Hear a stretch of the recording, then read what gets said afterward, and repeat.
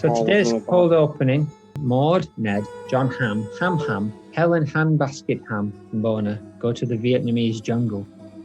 Ham submerges the entire head in a chocolate river. Maude tries to cover his mouth to stop him drinking more, but they are swept downriver. Would you rather be Maude, Ned, John Ham, Helen Handbasket Ham, or Bona? I'll be Maude, Ned, and one of the other ones. John Ham, Helen Handbasket Ham, or Bona? I'll be Helen Handbasket Ham. And action. We're going to leave Springfield. We're going to another Springfield. It's the Maude and Ned spin-off sitcom starring Rod and Todd. Ding, ding, ding. Previously on the Maudecast. Why can't you be more like your brother Garrett?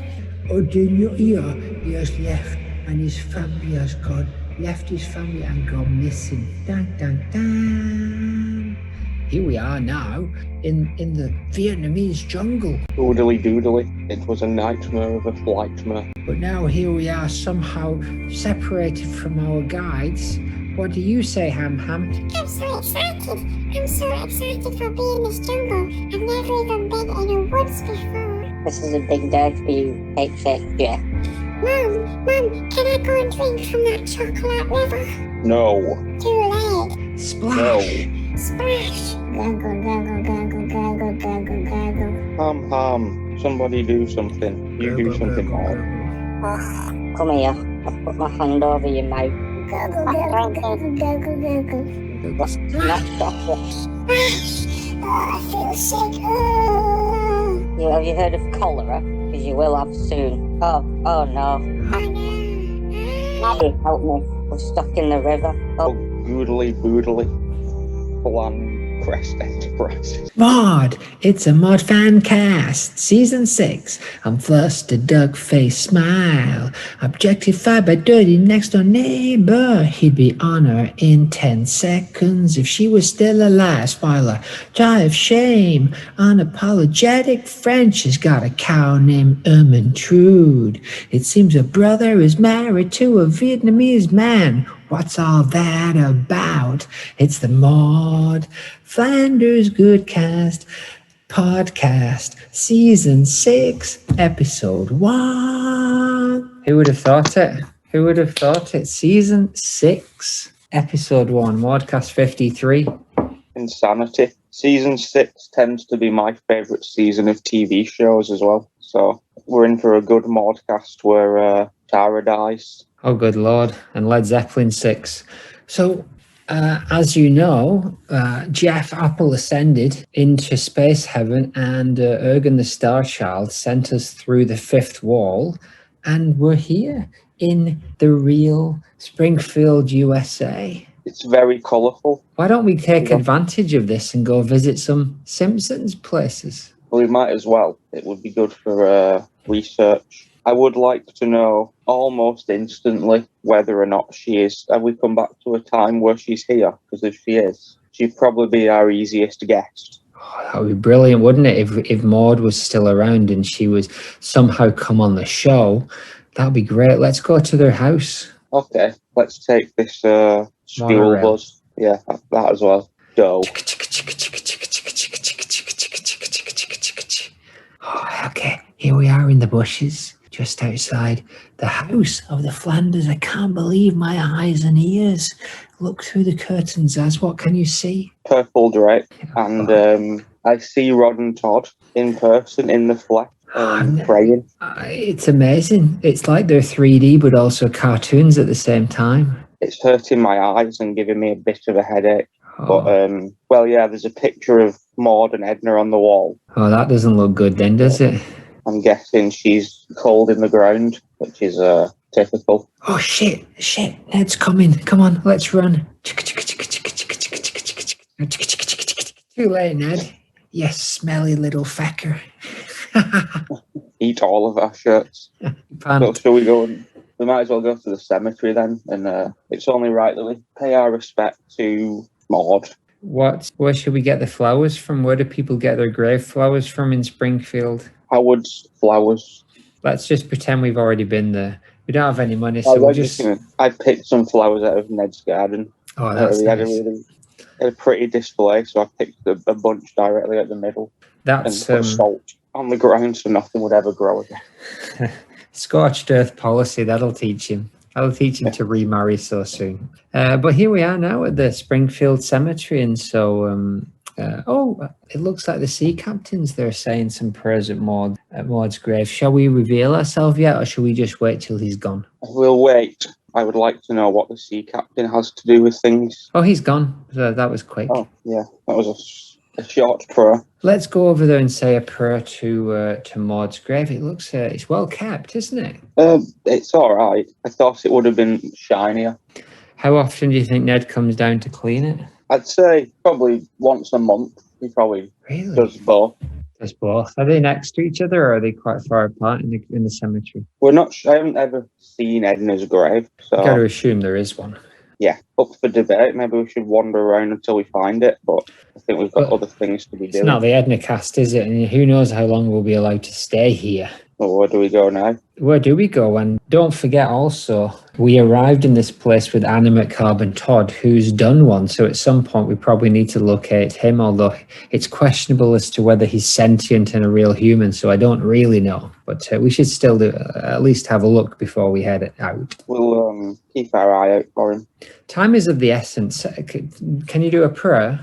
Yeah. Dear Maude, good luck in the afterlife. We are sorry that we missed you. Beep, beep, beep, beep. What the flip is that? Quick, finish the prayer quick. There's something going on. And the end. Ow. Oh, shit. What can you see? I've fallen into a cart. Are you sure? There's a car. Yeah. There's a car coming. Are you sure that's not the best bit? The next bit? There's a car coming, and it seems to be driven by Hans Moleman in a mole car. Shit! But we've still got a few minutes before he arrives. So, good morning. Hello, Goodman Morning and Season 666 Clum.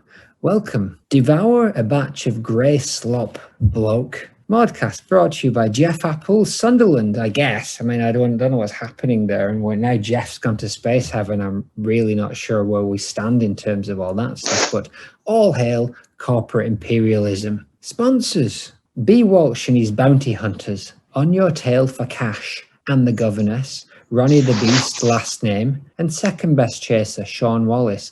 Analysing success rates and the number of questions answered per minute, the quiz show favourite Anne Hegarty, aka the governess, is the best chaser of the five. In more than 350 episodes, she has maintained an overall 82.4% winning streak. Sponsors. Life in Spiral Carpet's debut LP. Plane crash, yeah. And we don't want to meet a ghost. Half of done by Thanos. I'd rather have a piece of toast. Life is a characteristic that distinguishes physical entities that have biological processes, such as signalling and self-sustaining processes. Sponsor, Rolling Eyes woman from Lost. Seriously, what is her name?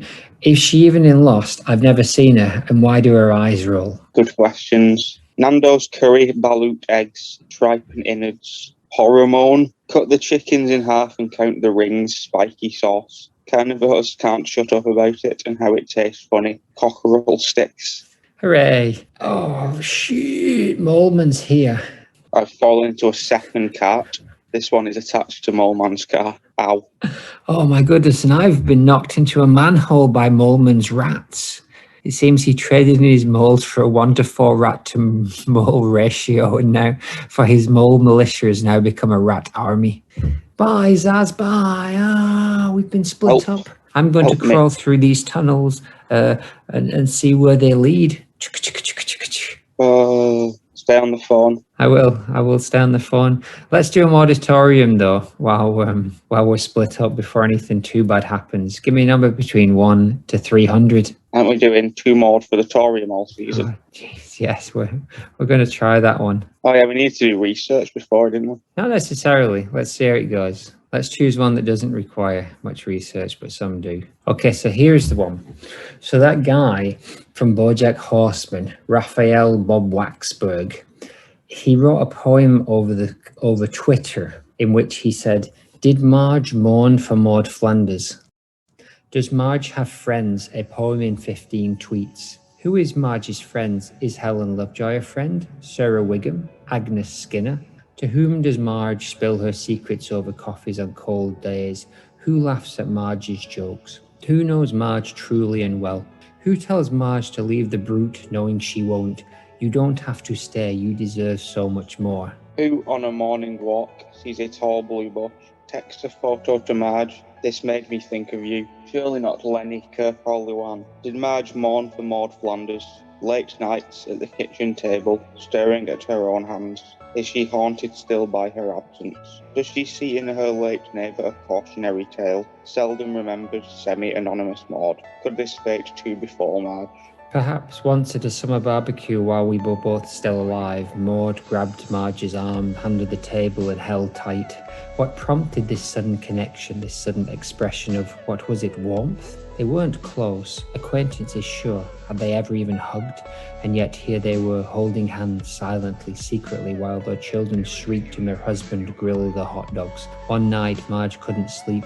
The linens hung to dry in the yard, flapping in the wind with an unprecedented accent. Marge wandered into the night, a fleck of yellow in a blanket of white stars, and she felt, as she often did, alone. Marge felt the sharp grass on her feet, the breeze on her face. Over the fence she saw Maude, pale as a sheet, her eyes wet with tears. Marge looked to her, Maude, and Maude shook her head, and Maude whispered this: "It's not the calm before the storm that frightens me, it's the calm that follows." And so there is an analysis of the poem that we will come to next time.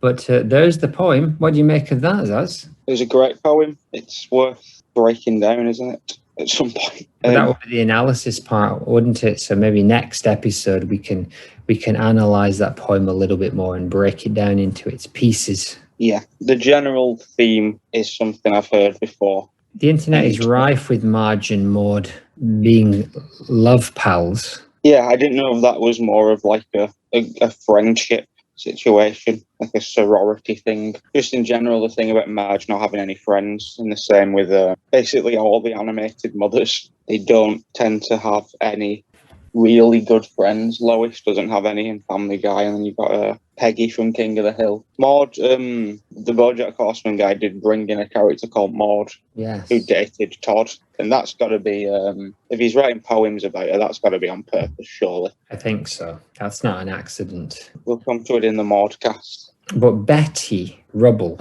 was friends with Wilma Flintstone, and they were next door neighbours. Yes, that is true. But then again, Barney was the foil for Fred. And we already have a Barney, and he's not Ned, unfortunately. They didn't go down that path. Barney Gumble, Barney Rubble. Exactly. We'll come to that in a cast too late. So anyway, I'm not going to bother introducing the Maude Flanders Internet Museum theme park and database because I've got no idea which universe it currently exists in, or if it even exists. Was our own universe destroyed when we were sent over here? Who knows? For the time being, it's on its own. Let's hope nothing bad happens. And likewise, I don't think Jacques Listiro's Dead Editors postcards can get through to us anytime. But let's see. He'll find a way. Where there's a Wilk, there's a way. So I believe... The MFIMDB, mate, it's just Praiseland now. God, I we hope could just not. take over that if we need to. Well, let's see how long we're here, and maybe we'll settle down for the rest of our lives in Springfield, USA.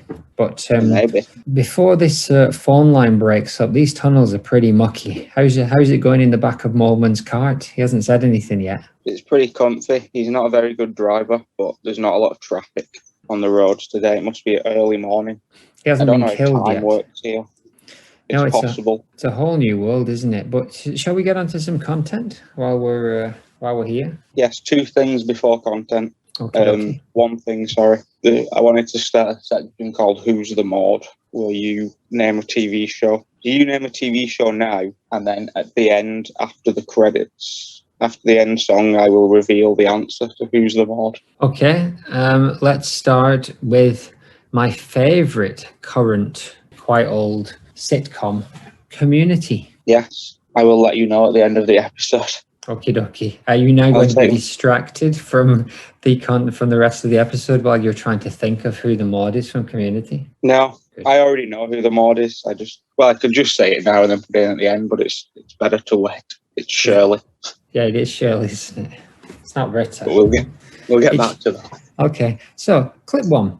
The Joy of Sect. Lovejoy is in the pulpit and he's shouting, "This so-called new religion," quotes, "is nothing but a pack of weird rituals and chants to take away the monies of fools." And then a very predictable and on-the-nose joke where he says, "Let us say the Lord's Prayer 40 times, but first let us pass the collection plate."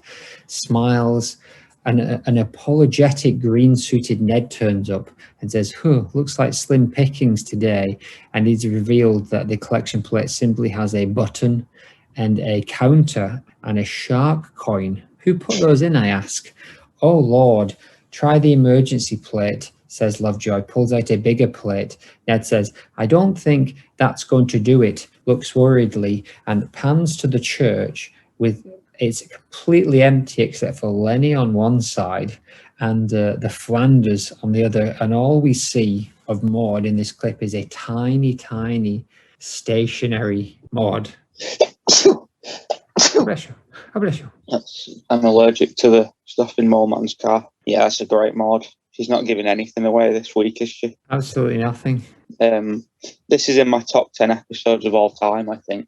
But it's very strange that she takes no role in it, because a lot of it takes place in Flanders' basement, and it's apparent here that she, Rod and Todd also didn't join the cult. So this is one of those situations where it would have made sense to have her around and she's not there, which doesn't happen that often. Maybe she'd started to irritate them, Roswell, at this point. This is the only time we see her in the entire episode, but it is sort of a religious-themed episode. It's quite a Lovejoy story, really.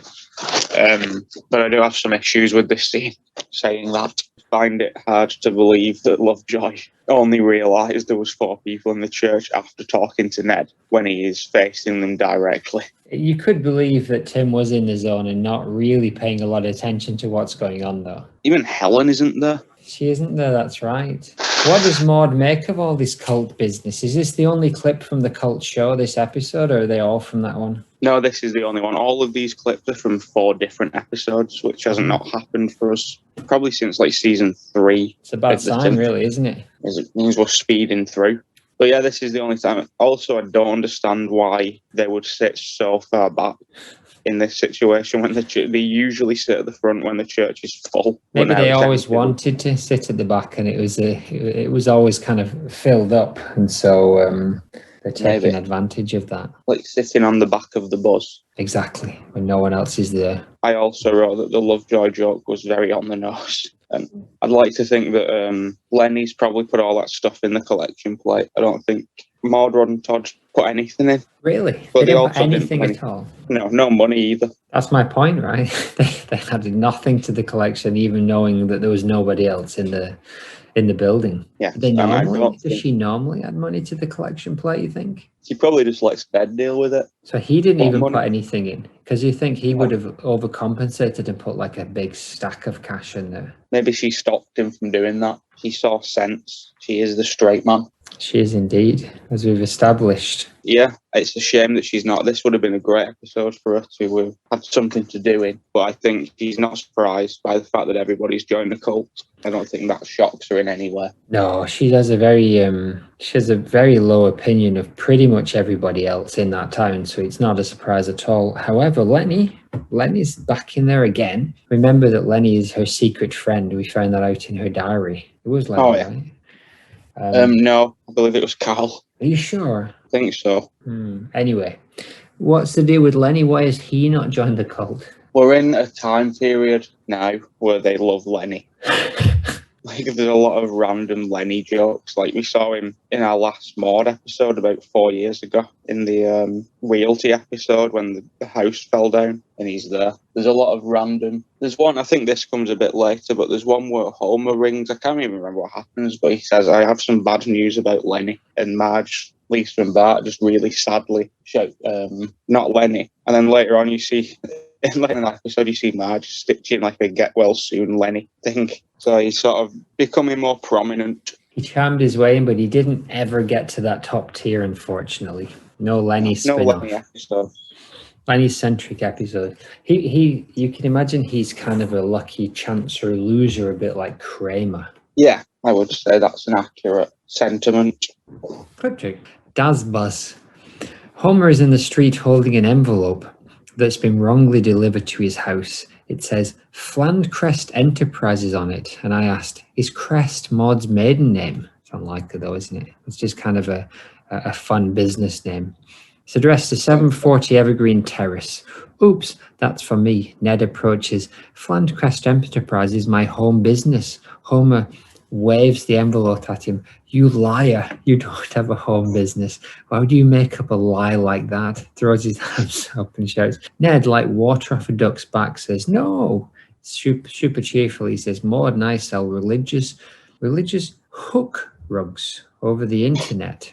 Internet, eh? Says Homer, interested, leaning on the postbox. Yes, indeed, making some good scratch too. Scratch, eh? Says Homer, even more interested. Yup. And then sleazily, apropos of nothing, Maude, eh? Oh, I can imagine him shuddering, like that. Yeah, and then Ned making an annoyed face at him. This is a good one. We're getting a lot of stuff. It's a good, bold opening for us. We also haven't had a Maudeless clip for a while where she's just sort of referenced. So she doesn't appear in this episode in any way, which makes sense because like 80% of it is about the school kids essentially on the Lost Island, which is good. Like a Lord of the Flies thing?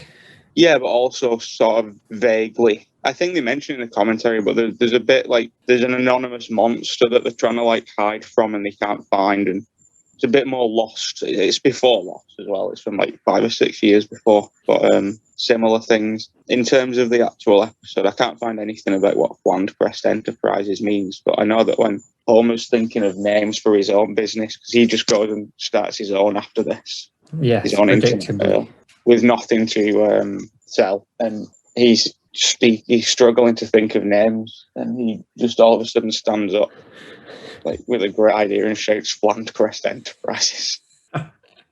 And he settles on something. What does he settle on? He also says they have the internet on computers now, which is a popular line. And then he makes his own business, Compu Global Hyper Meganet. Is that the one where Bill Gates comes around and smashes up his computers? Yeah.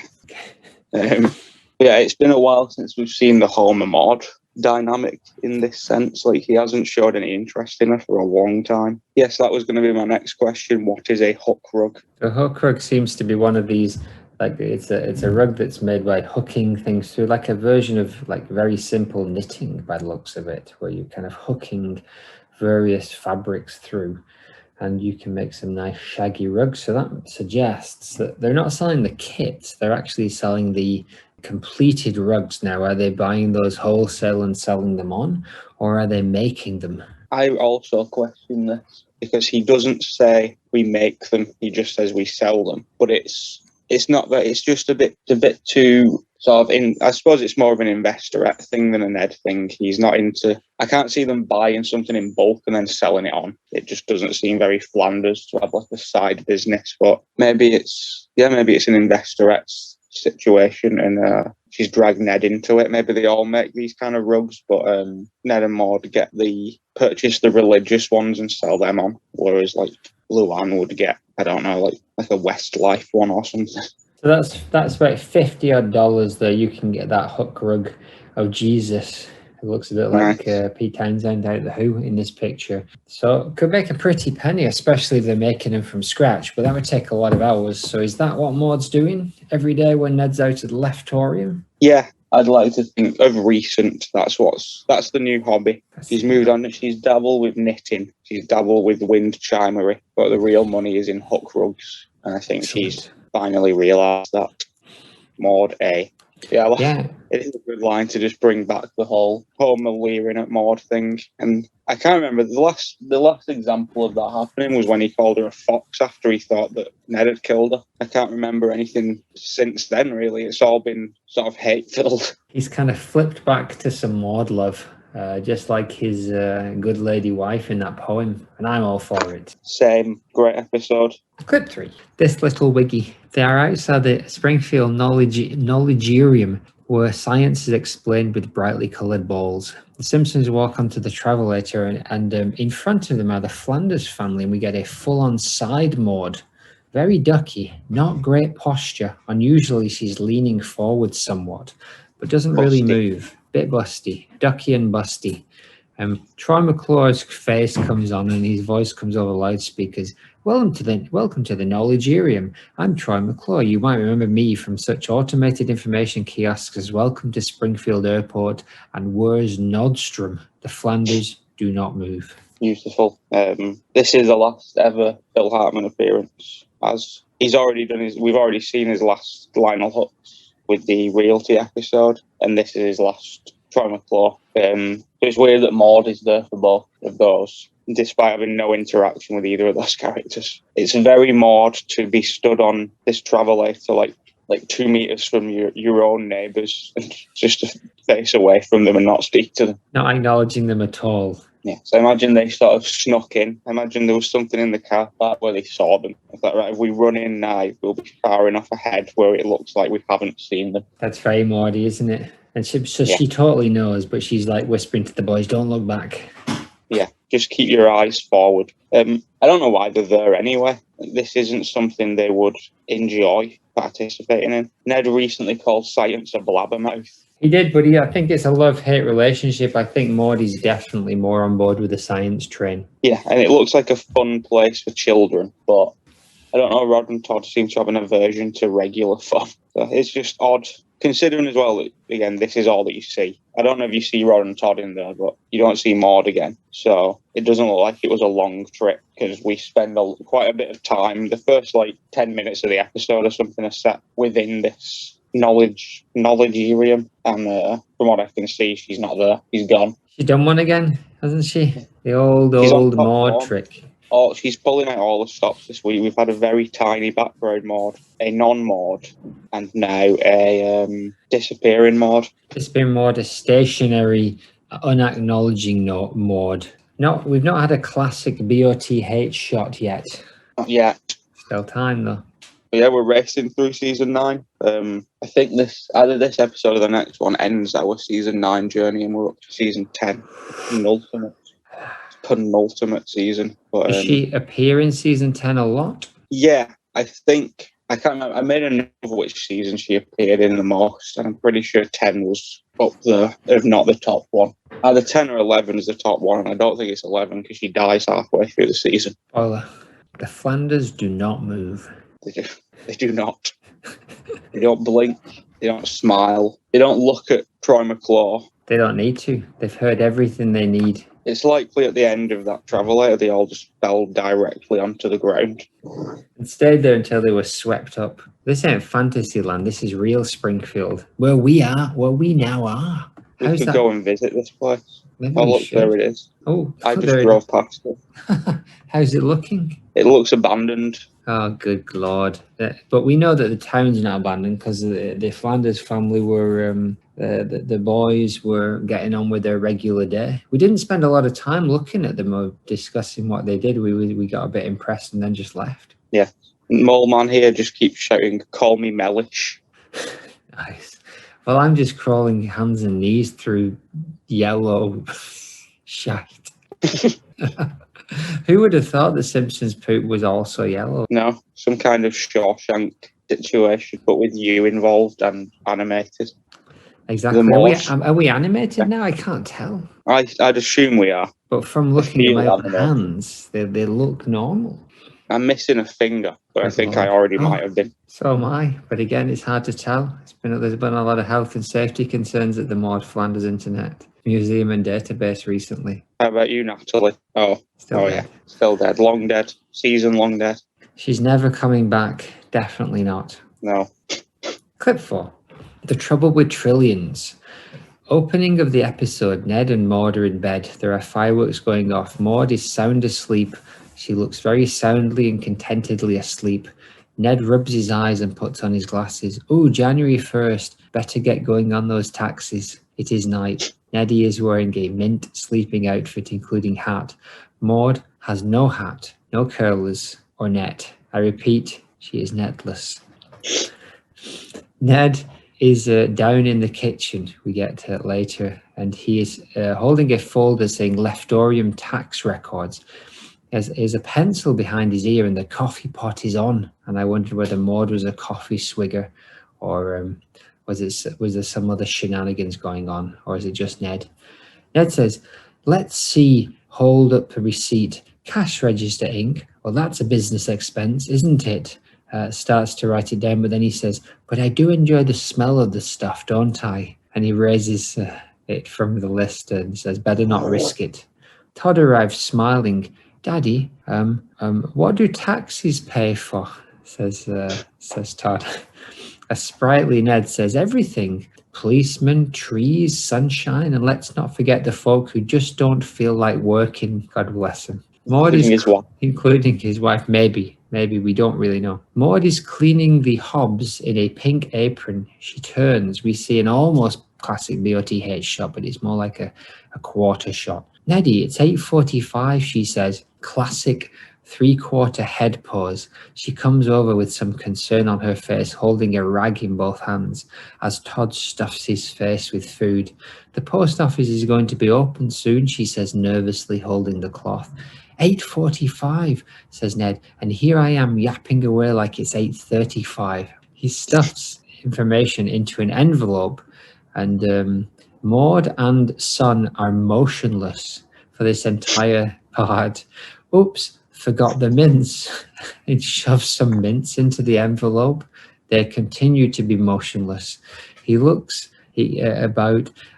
grabs about 30 stamps and licks them and sticks them onto the envelope as a motionless and concerned Ducky Maud stands there. I don't know why, but I've always found it very funny when the way that Ned licks the stamps and sticks them on is just funny animation.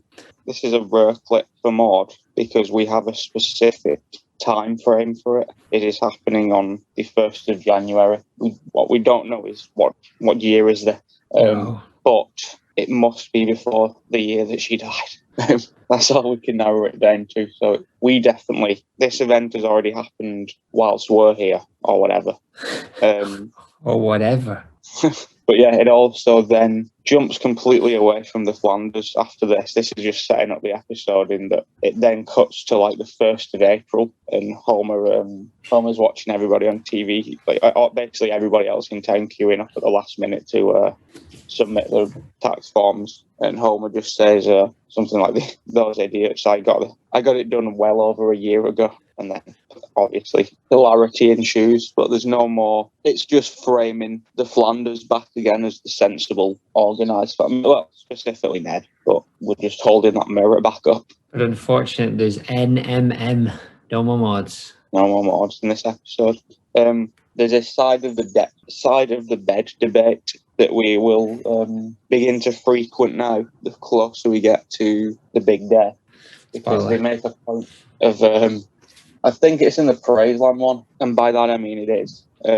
He's trying to preserve Maud's indentation in the bed from where he slept, and it is on the other side. But every time that you see Maud sleeping, she seems to be on that side where she is now. So There's something strange going on there. Either they swapped sides and she got really heavy really quickly to leave such an indent, but we're going to have to keep our eye on that. That being said, the way that she sleeps is accurate to the continuity of the times that we see Maud asleep. She's in the same sleeping pose. Sideways and semi-fetal. Yes, with her hands like on her face, like under her head. Yeah, she's obviously a very heavy sleeper as well. The other week she woke up just at the sound of Ned's voice. And here there's like fireworks going off and like Cliff Richard songs playing, and Ned's just sat up and started talking loudly to himself. So is this midnight when he's got up and started doing these taxes? That's the joke, right? Yeah, I think the alarm goes off to tell him it's midnight, and then he spends the entire night, those like 8 hours and 45 minutes, completing the taxes. And at some point, Maud descends to the kitchen and at 8:45 in the morning starts cleaning the hobs. Yes. And she is confirmed an apron owner. Confirmed. But we do know that sometimes she gets up at 5 and cleans. So 8:45 is, it's not early for her. No. Though it's we may also have made up that fact. Maybe. All of these facts are made up. But now we're in Springfield. I think that makes them real. Exactly. But so even the ones we've made up, are they now real? I don't think we have any. I don't know. We'll have to see how this pans out. We'll have to look for one of the governments, and if they are here, then we've changed history. The way she says post office is very far going, and I find it hard to believe, unless they went to some kind of party, or Maude and the kids did, that she would just sleep in and then wake up and continue to do housework in a full face of makeup. She looks she looks good as always, though, right? Makeup or no makeup, she's a classy lady. She is. I just don't think it's quite out of character for her to fall asleep in a face of makeup, I would say. It's too the opposite of whatever Christians do, like vanity and all that stuff. You're not allowed to be doing that kind of stuff. That is all I have to say about this. Yeah, not many real Maude appearances, but we managed to squeeze a good season 6 opener out of those what essentially amounts to about 8 seconds of Maude on screen, mostly not moving. So I think that's the kind of stuff that we're really big fans of. Yeah, and we're in peak season 9. We're getting the titles for the episodes used to just be like Lisa's Pony, like Bart versus Millhouse, etc. But that's not actually one. And now it's all 4 of these episodes have like great pony names. Specifically, this Little Wiggy. That's a good one. It's a Ralph episode. Nice. That's everything. How's that mole man thing happening? How's that going on there? It isn't too bad. He drives very slowly, and we just pulled up in a car park, and he appears to be stopping. So I'm going to take my chance and run off now. Yeah, I'm just appearing, and I'm just coming out the tunnels, and it appears that I'm at the nuclear power plant. And you're not going to believe this, but you know the security guard is Miss Hoover from the school. She's moonlighting as a security guard. It's chaos. But I think that if this is where animate carbon Todd's probably come, so I'm going to go and look for him. So, she's coming. I'll call back in a minute. I'll just by Mellish. I managed to escape because he just pulled up, and that robber man, Snake, just pulled him out of his car and started beating him up, which when you stood next to it, watching it happen in person, it isn't actually that funny. I felt really bad for him. It's just an old man being beaten savagely. What you can't see on the 2D animation are the tears and the blood, but I did take a tooth of his for good luck. Nice. And then, believe it or not, I am right next to the NASCAR stadium where she died. Oh, good Lord. I think over there's a stain in the car park. Yeah, it's been like cordoned off. There's some kind of it's clearly a memorial for Maude, because there's a crack in the floor and everything where she pummeled the cement, but it doesn't tell you who it's a memorial for, which I think is quite rude. Quite rude, and it's pretty creepy, isn't it? And who else could be here but over there in the bushes climbing out? It's Selma Bouvier. Oh, good Lord. Are you going to try and speak to her? Yeah, sure. Are you going to try and speak to her? Yeah, sure. Hiya, Sam. Hello. Who the bloody hell are you? I don't know everyone in Springfield, and I don't bloody know you. I'm Zaz. I do a Maude Flanders podcast. What's a podcast? You'll get there. Who's Maude Flanders? Oh, you know. You remember. Ned's wife. Oh, Ned's lass that got shot with that cannon. Here, come over here and let me show you the cannon. They put it behind bars. The actual T-shirt cannon? Yeah, look at the bloody size of that. Oh, when it took her out, like a bloody submachine gun. That looks like it's been tampered with. Do you think they would mind if I took it, Selma? Oh, shh. No, bloody don't say that. The police will have your guts for garters. The police in this town are a joke. I'm going to take it. Except for Lou. As you're not going to believe this, I've been all over the power plant. I can't find animate carbon Todd, and Hoover's on my trail. You've should we do a spectral speculations while we're just hiding out? Sure. So what I'd like to know is, you told me in the last episode that Maud's Maud's uncle, Kaching, Balthazar, was a huge man who was barely mobile, but he was married to a Vietnamese man, is what you told me. I'm interested in learning more about this Vietnamese man, especially given that in our spin-off, Ham and Co. are in the Vietnamese jungle. I wonder whether there's a connection there. But even if not, I want to know who he is and how did he come to be wed to Balthazar? That is a good question. I don't think he's related to the story in question that's going on today. His name is Hong Khan Nguyen. Hong Khan I believe that's pronounced Nguyen. That's a very common Vietnamese name. Hong Is the Khan most Nguyen common. is very common. Tell me more about him. How did he end up coming to Springfield Township and marrying this obese man in his 70s? Quite a turn of events. There was a situation where Balthazar in America, in the state that he currently lives in, Delaware. Like Roseanne. Sure, but without the tweets. It's not good. He decided after speaking to his friend Milton that he would travel to Thailand and meet a bride who he would not in any way finance. And they really hit it off. Unfortunately, Balthazar then went to Vietnam with his new consensual Thai bride, whose name was Gamon. She didn't have a surname, just Gamon. They went to Vietnam on holiday after getting married. Again, all a very above board wedding. It was a nice wedding. But then in Vietnam, he went into a shop. It was a Thai shop, and there was basically a miscommunication, and Gamon ended up staying behind in the Thai shop because this new guy, Nguyen, didn't think that he was asking to buy a tie. He thought he was asking him to be a tie bride. And the next thing you know, they're back in Delaware.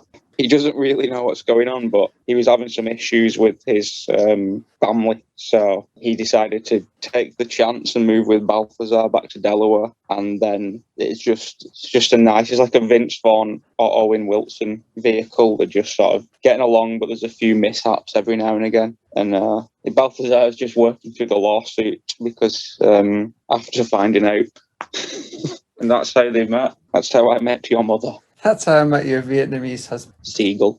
Well, that's all above board. That's all. That was very clear. And I'm glad we finally got down to partners of Maude's uncles and aunts.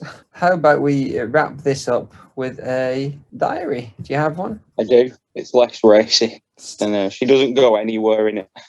It all just happens within her own wheelhouse of culture. No dicey overseas adventures. No. All right, let's hear it then. Dear diary. I'm in Vietnam. Ni hao. That's Chinese, isn't it? It is. Oh, good God. Dear diary. I am not in Vietnam. I am in Springfield. The year is the year at which I was the age 20. Maybe 18, actually. Yeah, no, I was 18. I have just broken up with Ralph Tonks 3 or 4 years ago. And I haven't yet met a husband-to-be, but I am going on a date tonight with a man named Louis, and I think it'll be fun. So I'm gonna wear that hot rug that I made and just fashion it into a dress. Hi diary. I've been on like 9 dates with Louis now. He's a mafia guy, which is scary, but also kind of fun for me. I've been accepted by Fat Tony and Legs as a mob girlfriend, which has been quite fun. I feel like I've got more protection around town. I saw Helen didn't even say anything. I purposely wore those shoes that Helen always makes fun of, and she didn't even glance down when she saw me with Louis. So this could come in handy for me. I could have a whacked if necessary. Okay, diary. Me and Louis have broke up. Things took. I don't think I was ready for the mafia stuff. I was on board with the whole intimidating businesses and fixing like horse races. But this afternoon I saw Louis kill a man, and it was visceral to say the least. And it had something to do with the owing or paying out of money. But whatever the reason, it's too much for me, Maude Goodman. So me and Louis are done forever. We're going to break up, and I'll probably very, very rarely mention him, if ever, to anybody, especially not Ned, who again I have not met. And then there is another relevant entry from many years later. It says, things have taken a horrible turn. I bumped into that Louis that I used to date, and he finally confessed that the man that he killed was the brother of Dr. Hibbert. I have confessed this information to Reverend Lovejoy, and I don't know what to do about it, but I'm sure it's going to come up somewhere at some point in the future. It definitely feels like it's setting something up for me. Yeah, not a nice guy, Louis. Bye. Well, that certainly was a long and meandering series of diary entries about a character we may or may not have ever encountered. Do you know anything about this Louis character, or does he seem like someone we've never encountered? We have not experienced him in the Maudecast. That is not to say that we won't, but we have not yet. And he's just one of the Mafia trio. And he is evidently related to Maude now and forever, as is actress Kristen Malotti. How is she connected? She is now Barb. Turns out Barb was Sideshow Mel's wife and had no connection to Maude, is that right? That is absolutely correct. They didn't go anywhere in the... I thought they were going to Fargo, but it is just a Fargo parody set within Springfield, making Springfield look Fargo-y. But she's just come in and she's not necessarily done a Fargo impression. That's a straight-up Maude impression that she's doing. Really? And that's a straight-up Maude character design. I see it in the way... Yeah, I don't think that's remotely unintentional. And that there is a part 2 of that episode next week, so there is still time to find out more. We have met Sideshow Mel's wife Barbara several times, and we have heard about her. So in the inevitable Barbcast, we will discuss whether they are the same Barbara. Is this the first time we've really seen her properly? No, it's the first time the character has ever spoken, but it is also the first time she has ever looked like this.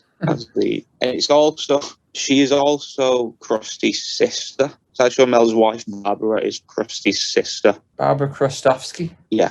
What I will say is also, this episode is not... Can you see my screen? No, I cannot. I have a picture. It's non-canon. This Flanders episode, this 2-part, is non-canon. Why is that? Is it a dream or something? I think they've just decided it's like an extended Halloween situation. Like they're just doing a flat out Fargo parody. So they've already, if it's not canon, like 6 characters are dead, including Louis and the disco stew.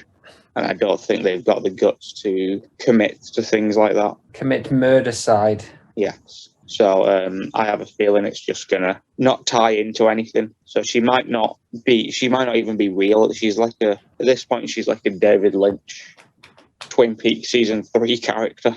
She might not even exist in the world of Ned. Interesting. Well, let's wait and see if there's a big Maude veal in episode 2. Shall we wrap it up with a song though, just to get while we're just kind of hanging out in the nuclear power plant? And where are you now with this T-shirt cannon? Where are you hiding? I stole it. I knocked Selma to the ground and stole it while she was not looking, because she was adamant that I shouldn't take it. And now I'm just... I also knocked Uta to the ground and stole his bike. So now I'm just cycling away from the NASCAR stadium with a T-shirt cannon and a string of knocked down people. Exactly. All right. Who's going first? You. Lovejoy MPU to pull the so-called new religion. Apologetic Gree Schwooze collection. But for his, the collection, Swooze plate button counter. Panther Church Wits Lenny on one suit. Tiny Moss. Tiny Maud, sit in silence with good poster. Power in the street, Hockleding and Envelpo, Warnlgt, Delvirft. Flancrest Enterprise. You Kaya, you don't have a home business. Who'd the internet? Internet, eh? And sleazy apropos of nothing, Maudey. Ooh. Welcome the Noeliadium, Le Pond speakers. McClure. I'm Tyro McClure. Maud has not hat curlers. Sunsea glasses, Roek Ferdins. Maud coffee swigger, business expense inty. Don't it eyes, smiling Im Granham. Hop pink arpon. Fodg, which I don't feel like working. Morsed. Hopping Arpon. The end. The end. Well, that was a long and rusty and meandering episode, but beautiful. Indeed. A beautiful start to season 6. And it's only going to be more and more fun as we find out what exactly has happened to Ham after his drink of that river. Yeah, so somewhat Vietnamese special, probably. Probably. And also the who's the Maude from Community? The answer is Shirley, because of obvious connections. She's religious and she's nice, but she has that snapback side. Sassy. She's religious and sassy, like we said Maude was. Yes. So that's the Maude. Bye. Bye.